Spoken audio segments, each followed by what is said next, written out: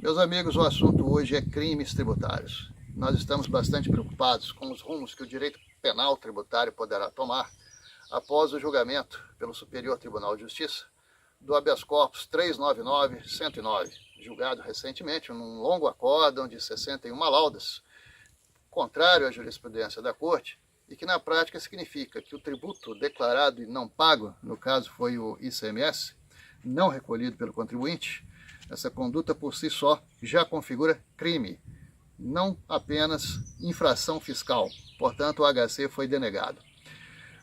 É bastante preocupante pelo seguinte: existe uma distinção que é feita nessa Lei 8137 de 1990, nos artigos 1º e 2º.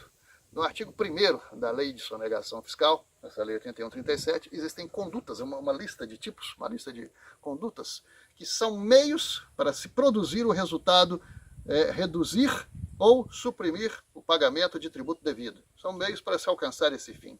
Já no artigo 2º, o que nós temos são condutas autônomas, que uma vez praticadas por si só já vão configurar crime, independentemente de haver o resultado de reduzir ou suprimir o pagamento do tributo. Então, dou um exemplo. No artigo 1º existe uma conduta: prestar declaração falsa ao fisco.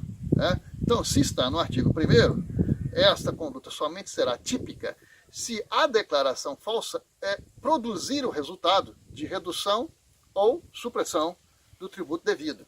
E quando se fala em tributo devido, evidentemente, só temos um tributo devido quando ocorre o lançamento tributário, artigo 142 do Código.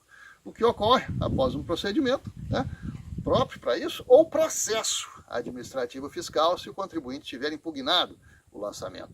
E essa impugnação pode ocorrer por N razões, 1000 razões, por ser o ICMS um tributo extremamente complexo. Essa complexidade se agiganta pelos 27 estados da federação e pela infinidade de mercadorias com as quais temos que trabalhar. E já o que está no artigo 2º são condutas que por si só vão configurar crime, independentemente da produção de um resultado. E o que está em questão nesse julgamento é o artigo 2º, inciso 2. Inciso 2 traz o tipo: deixar de recolher o imposto que foi descontado ou cobrado. Então, o imposto já teria sido descontado ou cobrado e não recolhido aos cofres públicos. A redação da lei por si já é uma esquisitice. Porque o que ocorre, meus amigos, é que o contribuinte ele nem desconta e nem cobra tributos de ninguém. O que ocorre é que na cadeia de circulação econômica, os custos de produção e de comercialização da mercadoria vão tornando a mercadoria mais cara até chegar ao consumidor final. Então o empresário ele tem seu ônus tributário.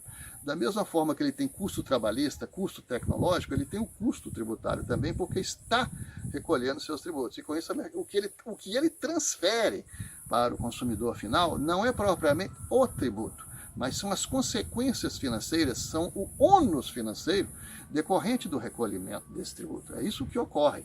Então, o contribuinte em si, ele nem desconta e nem cobra tributo de ninguém. Até porque, no artigo 3º do Código Tributário, que nos traz o conceito de tributo, ali está dito com muita clareza que tributo é uma prestação pecuniária compulsória cobrada mediante atividade administrativa plenamente vinculada, ou seja, cobrado por atividade administrativa. Somente o Estado pode cobrar tributo.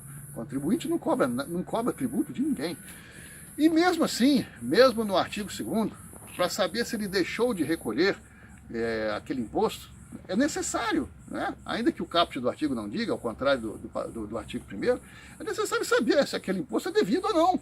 Porque se ele é indevido, nós teremos uma situação esdrúxula em que a ação penal poderá andar mais rápido, vem o decreto de prisão, e na discussão tributária propriamente pode-se chegar à conclusão de que aquele imposto é indevido ou não é devido naquele montante. E aí nós teremos decreto de prisão de um lado e imposto indevido de outro. E aí eu pergunto, terá a conduta não é atípica? Bom, me parece, evidentemente, que sim, a conduta será atípica.